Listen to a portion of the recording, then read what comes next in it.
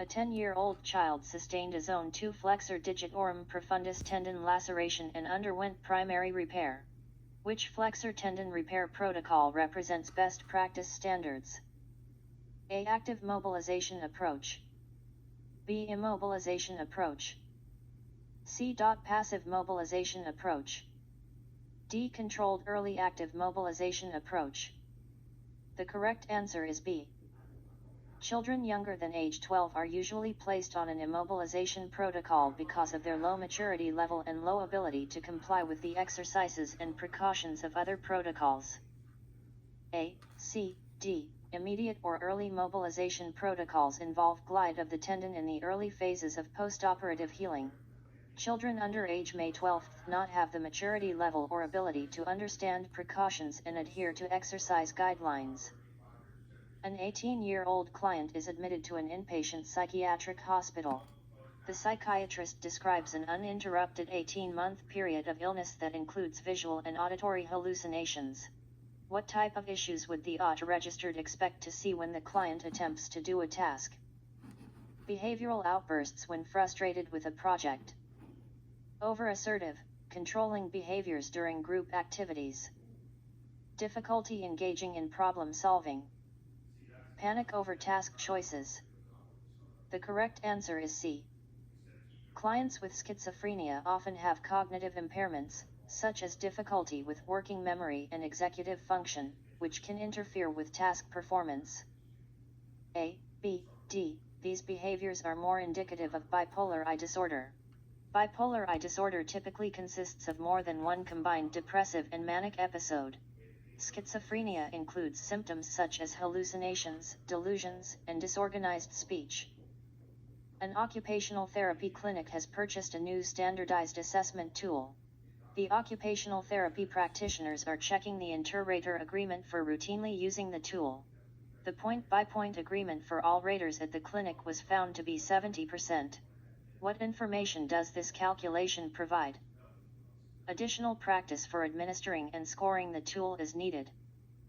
Minimum acceptable standards for inter-rater reliability have been met.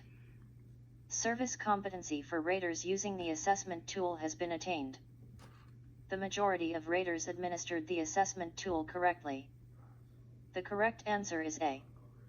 The suggested inter-rater reliability of a standardized test is 80%. A point-by-point agreement of 70% is generally too low for good inter-rater reliability and suggests that there are differences in the way practitioners are administering the assessment. B, C, D. The suggested inter-rater reliability of a standardized test is 80%. A point-by-point agreement of 70% is generally too low for good inter-rater reliability and would not suggest a psychometrically sound assessment. An auto-registered is baking cookies with a client with apraxia. How would a fading approach to this intervention be described? Providing hand-over-hand feedback with repetition, then reducing tactile cueing as the client more skillfully rolls the dough. Allowing the client to roll the dough and place the cookie cutters, but the auto lifts the cut cookies onto the tray. Instructing the client with verbal cues in the steps of the process and how to perform each so they are fully understood before beginning.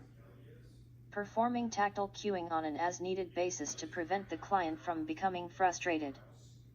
The correct answer is A. A remedial strategy to working with people with apraxia is hand-over-hand techniques, in which the author physically moves the affected body part. The author can then grade the cueing and reduce it over time, which is fading. B. This approach describes forward chaining, in which the author assists the person with learning each step and adds the next steps as the previous steps are learned. C. This approach describes coaching. D. Performing tactile cueing on an as-needed basis does not address the reduction in cues that defines the fading technique. A client with Parkinson's disease has difficulty initiating performance of ADLS. Which intervention is best for this client? Written directions for steps in an unfamiliar task. External cues and repetition for resuming task completion. Consistent self-cueing for resuming task completion. No external cueing and use of problem solving to resume tasks. The correct answer is B. External cues, including simple verbal instructions, and rehearsal of movements are beneficial in improving a client's ability to resume task completion, including initiating task performance. A. Visual cues may be useful in task performance for clients with Parkinson's disease, but these cues should be short and simple. Written directions do not provide support for difficulty initiating a task and therefore are not recommended. C. Self-cueing requires the client to initiate the activity, which is the challenge for this client. Self-cueing would therefore not be effective. D. External cueing is needed to initiate the task performance when resuming tasks. Relying solely on problem solving will not be effective.